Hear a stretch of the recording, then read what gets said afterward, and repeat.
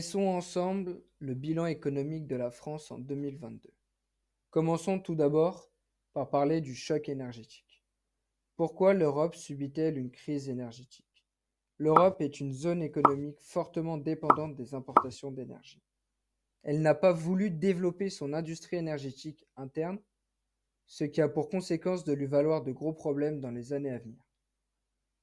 Le vieux continent a préféré se consacrer à l'achat de gaz en dehors de ses frontières, comme à la Russie, à hauteur de 50%, la Norvège 20%, l'Algérie 12% et le reste venant du Moyen-Orient.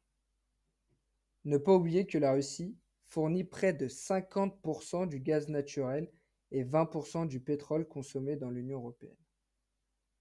Le vieux continent a refusé de développer son industrie nucléaire civile, à part la France, Dieu merci, qui a pour conséquence de renforcer sa dépendance vis-à-vis des sources d'énergie étrangères, comme la Russie ou le Moyen-Orient. Si la Russie décide de couper les vannes d'énergie, cela engendrerait des répercussions importantes dans toute l'Union européenne. Que faire si l'énergie manque ou devient plus chère?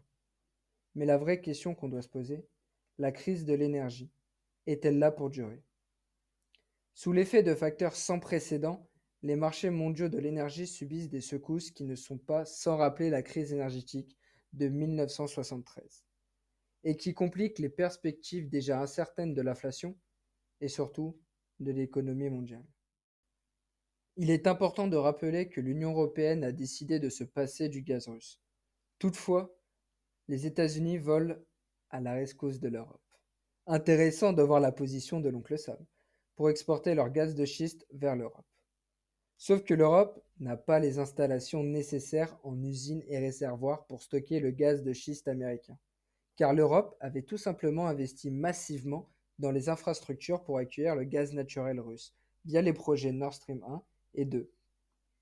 Pour couronner le tout, le gaz de schiste est 4 à 5 fois plus polluant à l'exploitation et jusqu'à 2,5 fois plus cher que le gaz russe. Les pays européens sont fortement dépendants des importations de gaz et de pétrole.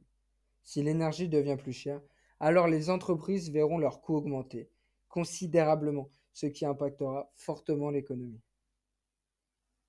À la fin de février 2022, la Russie a décidé d'envahir l'Ukraine. L'offensive russe en Ukraine choque l'Europe et inquiète le monde entier.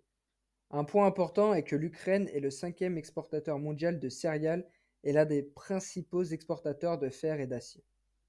La Russie avait déjà annexé la Crimée en 2014, ce qui avait entraîné la guerre du Donbass. La guerre russo-ukrainienne a eu un effet boule de neige sur l'Europe. De ce fait, la France et ses alliés, les pays de l'Union européenne et les États-Unis, ont décidé de mettre en place différentes sanctions financières, économiques, diplomatiques à l'encontre de la Russie. Quelques exemples. Gel des actifs d'oligarques russes en Europe, mais aussi le fait de diminuer l'achat de pétrole et de gaz russe afin de diminuer les revenus pétroliers et gaziers de l'État russe, afin de déstabiliser l'effort de guerre russe. Suite à ces sanctions, l'Union européenne est rentrée dans une guerre commerciale avec la Russie. Selon l'Agence nationale de l'énergie, la Russie a exporté environ 4,7 millions de barils de pétrole par jour en 2021, pour 2,4 millions en Europe, soit un peu plus de 50% de ses exportations de pétrole. La Russie livre toujours les pays européens, mais dans des quantités moins importantes, tout en devant se soumettre au plafonnement des prix émis par le Parlement européen. En outre, l'Europe est dans l'obligation de continuer à acheter des hydrocarbures à la Russie, car les pays européens sont très dépendants. Mais s'il y a des pénuries d'hydrocarbures dans les pays européens, alors l'économie de chaque pays sera en déclin, car une économie a besoin d'énergie. L'économie, c'est de l'énergie transformée. Mais il faut souligner aussi le début des soulèvements sociaux s'il y a des pénuries. En conséquence, la Russie a dû réagir, alors elle s'est tournée vers d'autres pays, qui sont les pays asiatiques, comme la Chine, l'Inde ou encore la Turquie. L'Inde, la Turquie et la Chine sont les plus gros importateurs de pétrole russe durant cette année 2022.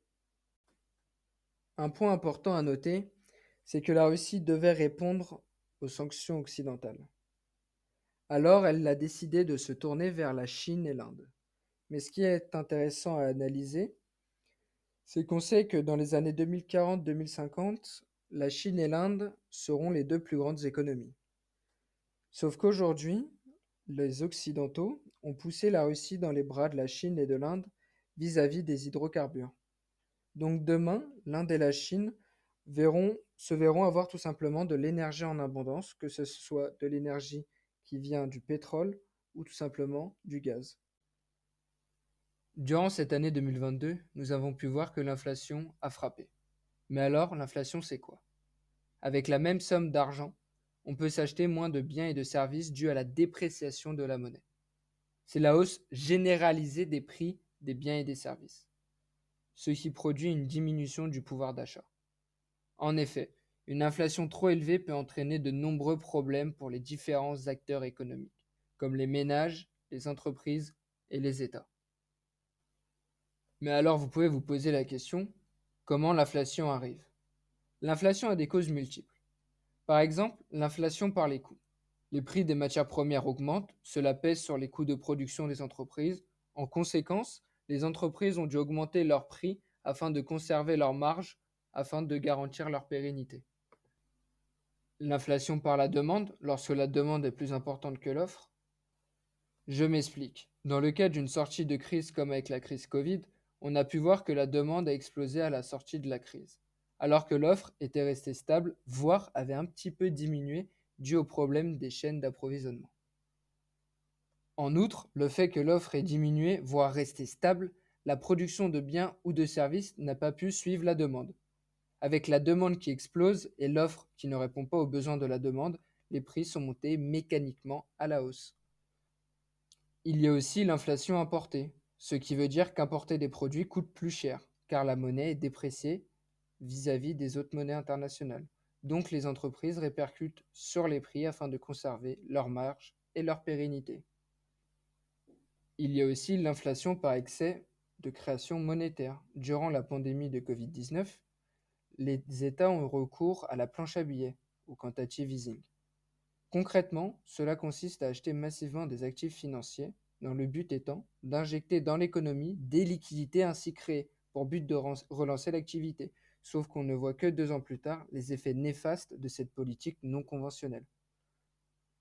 Donc ce qu'il faut retenir de l'inflation, c'est que ce n'est pas la hausse des prix, mais c'est une baisse de la valeur de la monnaie. C'est bien le billet dans votre poche qui perd de sa valeur au fur et à mesure du temps, d'où la hausse des prix dans les différents types de magasins. Afin de lutter contre l'inflation galopante au sein de la zone euro, la Banque centrale européenne, présidée par Madame Lagarde, avait décidé de remonter ses taux au fur et à mesure de l'année 2022, passant de 0,5% à 1,2%, puis à 2%, et enfin terminé en décembre à 2,5%. Plus les taux d'intérêt seront élevés, plus il sera probable que l'économie en souffre. De ce fait, les taux d'intérêt ne sont pas prêts à baisser à nouveau, car l'inflation va finir à 8,2% dans la zone euro en 2022.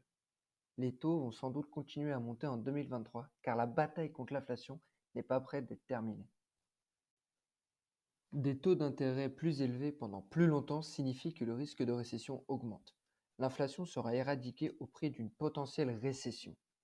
Il est important de le rappeler qu'il y a 2 ans, pendant la crise du Covid, les banques centrales disaient qu'il n'y aurait pas d'inflation, et que s'il y avait un petit début d'inflation, elle ne serait que transitoire. Vaste mensonge. Toutefois, les États vont voir le coût de remboursement de leurs dettes augmenter dû à l'augmentation des taux d'intérêt. Les États vont continuer de rouler leurs dettes, mais attention, situation dangereuse. Si les investisseurs commencent à s'inquiéter de la situation économique et financière du pays en question, cela peut s'avérer très critique. Avec l'augmentation des taux, ce qui entraîne l'augmentation des intérêts, donc une augmentation du poids de la dette. S'endetter sans compter peut s'avérer très dangereux. Pour certains pays, cela va devenir insoutenable. Alors, est-ce qu'il y aura des États qui vont faire faillite? Affaire à suivre. Toutefois, il ne faut pas oublier qu'avec les taux d'intérêt qui augmentent, emprunter de l'argent coûte plus cher. Alors il va y avoir une baisse de l'investissement, ce qui va entraîner une baisse de la compétitivité, sans doute une augmentation des prix, ce qui va faire chuter la consommation. En plus de l'inflation, il est important de le rappeler. Alors, il y aura une baisse de la production, sûrement des licenciements, donc une baisse des revenus, donc encore moins de consommation. Donc il y aura une baisse de la valeur ajoutée, et alors la récession pointera le bout de son nez. Cependant, il faut rester optimiste et continuer de s'informer. car l'année 2023 va être riche en informations.